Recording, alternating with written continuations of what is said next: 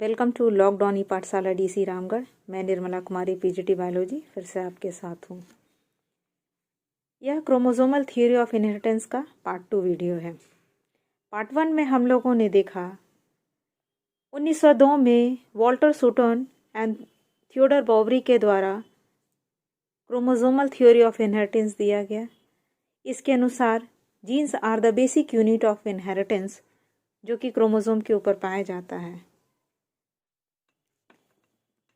Walter Sutton and Theodore Boveri noted that the behavior of chromosome was parallel to the behavior of genes and used chromosome movement to explain Mendel's law. Boveri and Sutton ने notice किया कि chromosome का behaviour jeans के behaviour के जैसा ही है, दोनों parallel behaviour show करते हैं एंड क्रोमोसोमल मूवमेंट के द्वारा मेंडल्स लॉ को समझाया गया है। यह थ्योरी कहती है कि मेंडेलियन फैक्टर यानी जीन्स, मेंडल ने फैक्टर कहा था, जीन टर्म जो हंसन के द्वारा दिया गया है। तो जो मेंडेलियन फैक्टर है और क्रोमोसोम है, दोनों एक जैसा ही बिहेवियर शो करते हैं, पैरेलल बिहेवियर शो करते हैं। यानी जैसा क्रोमोसोम बिहेव करता है वैसा ही जीन्स बिहेव करता है। इसको समझने की कोशिश करते हैं निम्नलिखित पॉइंट के जरिए। First point, both factors and chromosome occur in pair in normal diploid cell. दोनों पेयर में होते हैं, यानी जीन्स भी पेयर में पाए जाते हैं और क्रोमोसोम भी पेयर में पाए जाते हैं। जीन्स यानी एलील्स एलिलिक पेयर में पाए जाते हैं। जैसे हाइट का एलील्स है वो पेयर में प्रेजेंट है, या तो इस तरह से हो सकता है, या इस तरह से हो सकता है, या इस तरह से हो सकता है। यानी एलील्स जो होते हैं पेयर में प्रेजेंट होते हैं। क्रोमोसोम भी पेयर में होते हैं। हम लोगों में 46 क्रोमोसोम है, मतलब 23 पेयर्स होता है। उसी तरह क्रोमोसोम भी पेयर में होते हैं।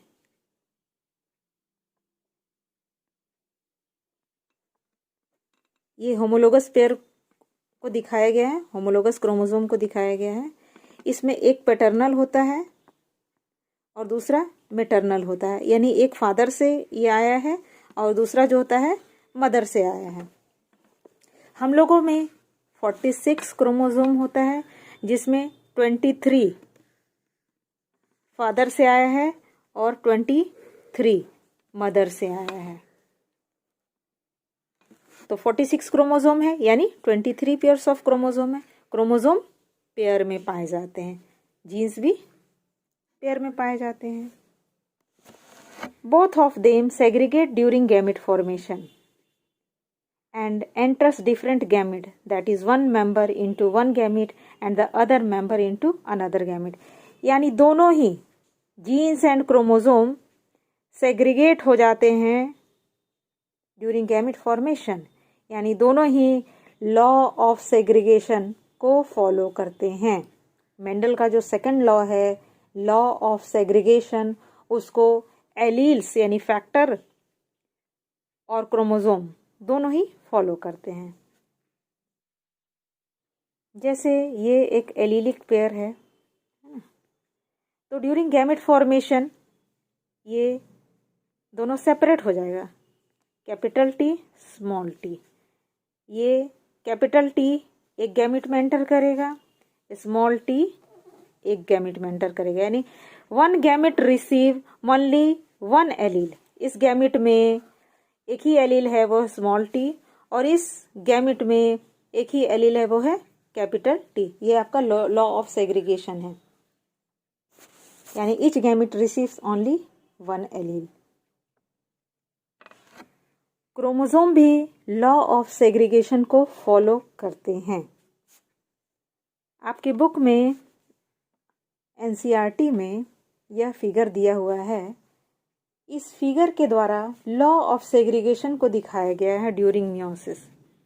इस फिगर में लॉ ऑफ सेग्रीगेशन को दिखाया गया है, किस तरह से क्रोमोसोम सेग्रीगेट हो जाते हैं ड्यूरिंग मियोसिस, उसको शो किया गया है।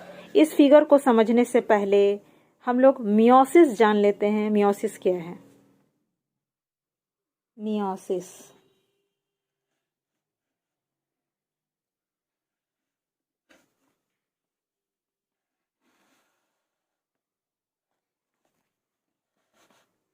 Meiosis is a type of cell division in which 4 daughter cells are formed with half number of chromosome as compared to parent cell.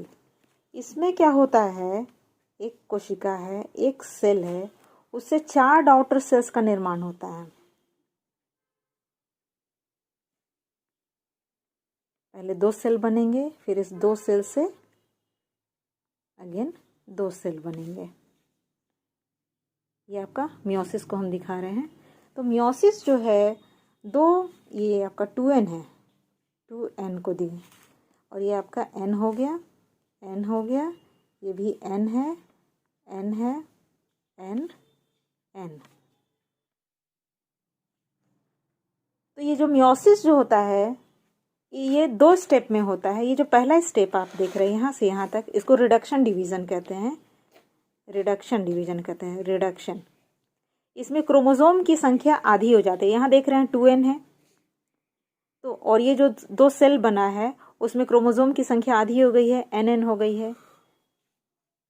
तो ये जो मियोसिस है 2 स्टेप में होता है। ये जो पहला स्टेप आप देख रहे हैं इसको रिडक्शन डिवीजन कहते हैं। क्यों? क्योंकि इसमें क्रोमोसोम की संख्या आधी हो जाती है। और ये जो दूसरा स्टेप देख रहे हैं उसको सिंपल माइटोसिस कहते हैं। इसमें माइटोसिस की तरह जो होता है, यहाँ माइटोसिस होगा, 2 नई कोशिकाओं का निर्माण होगा, यहाँ माइटोसिस होगा, 2 नई कोशिकाओं का निर्माण होगा। इस तरह से मियोसिस में हम लोग देखते हैं तो 4 डॉटर सेल्स का निर्माण होता है, 1 2 3 4।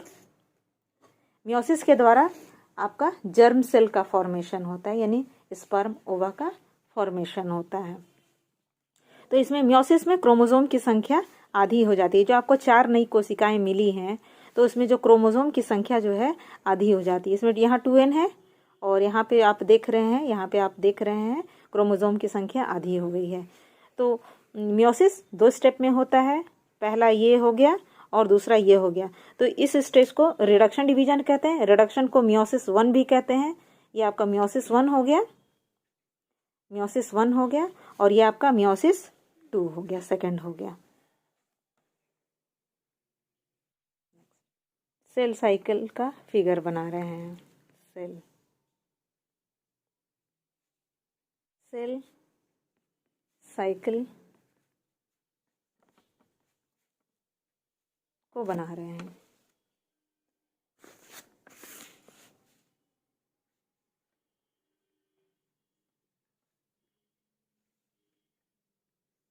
G1 फेज है, देन S फेज है, G2 फेज है,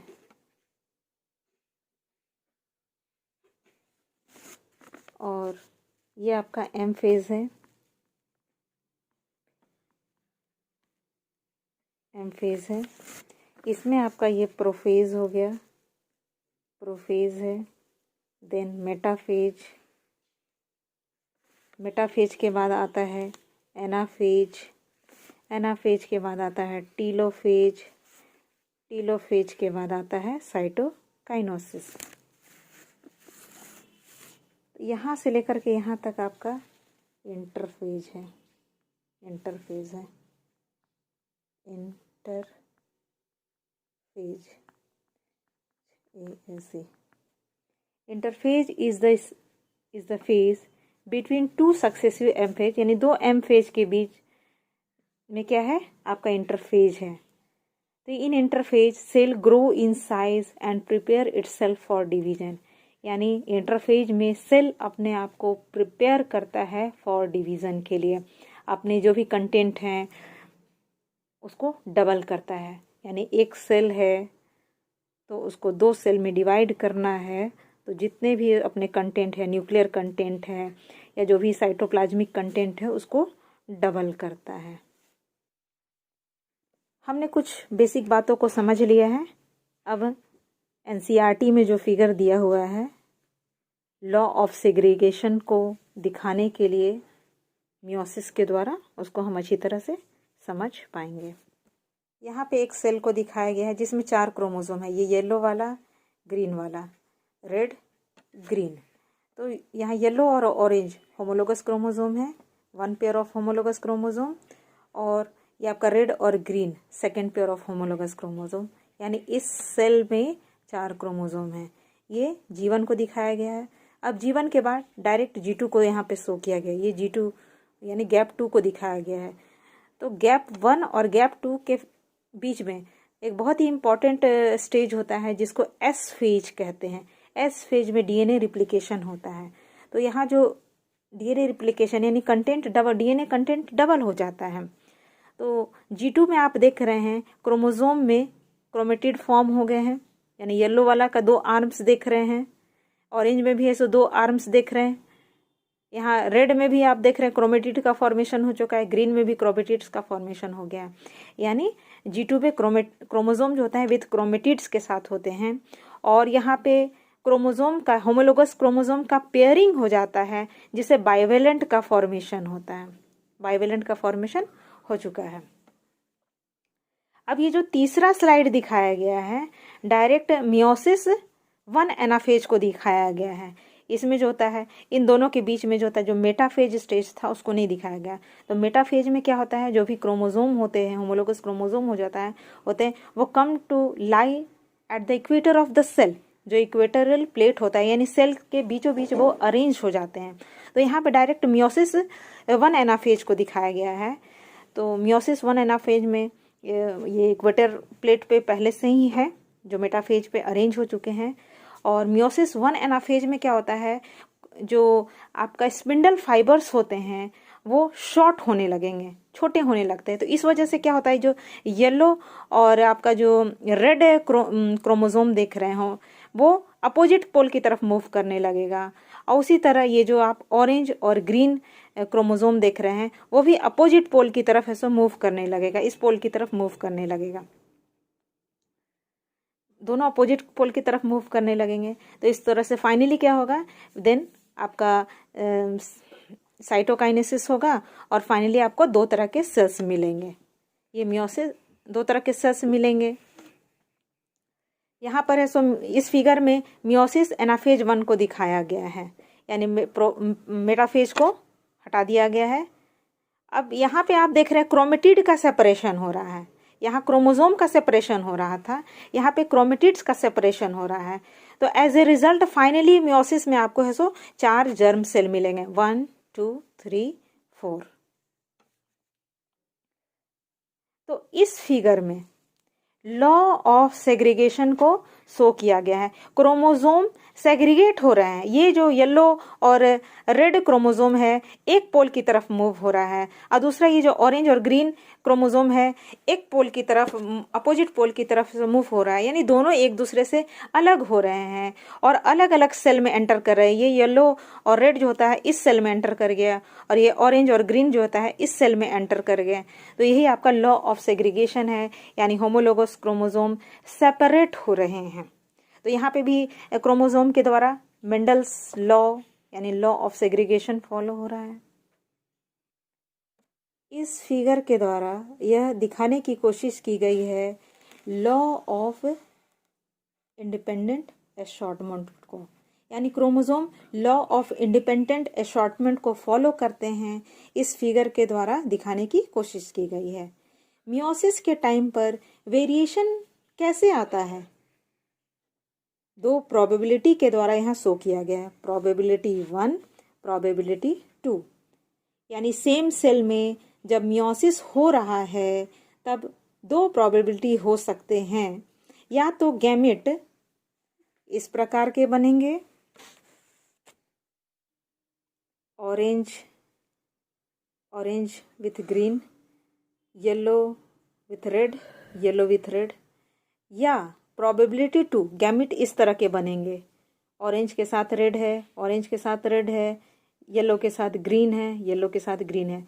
यानी एक सेल में यानी सेम सेल में जब मियोसिस हो रहा है तो गैमेट इस प्रकार के भी बन सकते हैं और गैमेट इस प्रकार के भी बन सकते हैं। ये किस पे डिपेंड करता है कि गैमेट इस प्रकार के बनेंगे या इस प्रकार के बनेंगे? ये डिपेंड करता है कि मेटाफेजिक प्लेट पर किस तरह से होमोलोगस क्रोमोसोम अरेंज हो रहे हैं। ये आपका एनाफेज को दिखाया गया है, उससे पहले मेटाफेज होता है। यानी मेटाफेज में जो मेटाफेजिक प्लेट बनता है उसमें किस तरह से क्रोमोसोम अरेंज हो रहा है उस पर डिपेंड करता है कि इस प्रकार के गैमेट बनेंगे। यहाँ आप देख रहे हैं ऑरेंज के साथ ग्रीन का कॉम्बिनेशन हुआ है और यहाँ देख रहे हैं येलो के साथ आपका रेड का कॉम्बिनेशन है। तो ये जो एक आपका होमोलोगस क्रोमोसोम है वो एक सेल में जाएगा, ये वाला जो पेयर है वो आपका एक सेल में जाएगा। तो फाइनली इससे जो होता है जो आपको गैमेट मिलेंगे इस प्रकार के मिलेंगे और यहाँ जो आपका ये ऑरेंज ग्रीन है उससे इस प्रकार के गैमेट मिलेंगे। यहाँ पे जो अरेंजमेंट है देख रहे हैं ऑरेंज के साथ रेड, यहाँ पे क्या था ऑरेंज के साथ ग्रीन, येलो के साथ रेड। यहाँ पे अरेंजमेंट क्या है येलो के साथ ग्रीन, ऑरेंज के साथ रेड। यानी मेटाफेज प्लेट पर जो अरेंजमेंट है उसी के अनुसार गैमेट का फॉर्मेशन होगा। ये दोनों एक सेल में एंटर कर गए, ये दोनों एक सेल में एंटर कर गए, फाइनली आपको जर्म सेल मिले।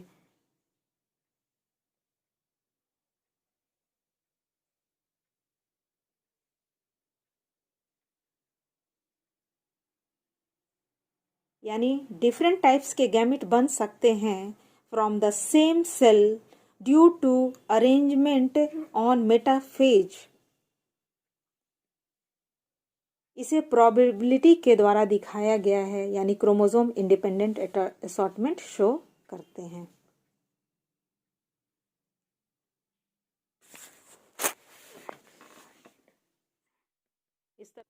इस स्लाइड में comparison between the behaviour of chromosome and genes को दिखाया गया है। ए कॉलम क्रोमोसोम के लिए है और बी कॉलम जीन्स के लिए है। तो क्रोमोसोम भी पेयर में होते हैं अकर इन पेयर, जीन्स भी पेयर में होते हैं अकर इन पेयर। यहाँ पे लॉ ऑफ सेग्रीगेशन फॉलो होता है, chromosome law of segregation follow करते हैं, एलील्स भी लॉ ऑफ सेग्रीगेशन फॉलो करते हैं। अंतर तीसरे पॉइंट में है, ये जो क्रोमोसोम है independent pair segregate independently of each other. Chromosome जो होते हैं के जो पेयर होते हैं वो इंडिपेंडेंट होते हैं और सेग्रीगेट इंडिपेंडेंटली, लेकिन जीन्स तो इंडिपेंडेंट नहीं होते हैं, क्रोमोसोम पर डिपेंड करते हैं फॉर देयर मूवमेंट। जैसा बिहेवियर क्रोमोसोम शो करता है वैसा बिहेवियर जीन्स शो करता है, क्योंकि जीन्स तो क्रोमोसोम के ऊपर होता है। यहाँ जहाँ क्रोमोसोम जाएगा वहाँ जीन्स जाएंगे। इस तरह से हम लोगों ने आज क्रोमोसोमल थ्योरी ऑफ इनहेरिटेंस को पढ़ा और जाना genes are the basic unit of inheritance present on the chromosome and follow the Mendelian's law. Mendel's के तीनों लॉ को फॉलो करते हैं। इस तरह से chromosomal theory of inheritance Mendel's theory को सपोर्ट करती है। Thank you. तब तक रिवाइज करते रहें।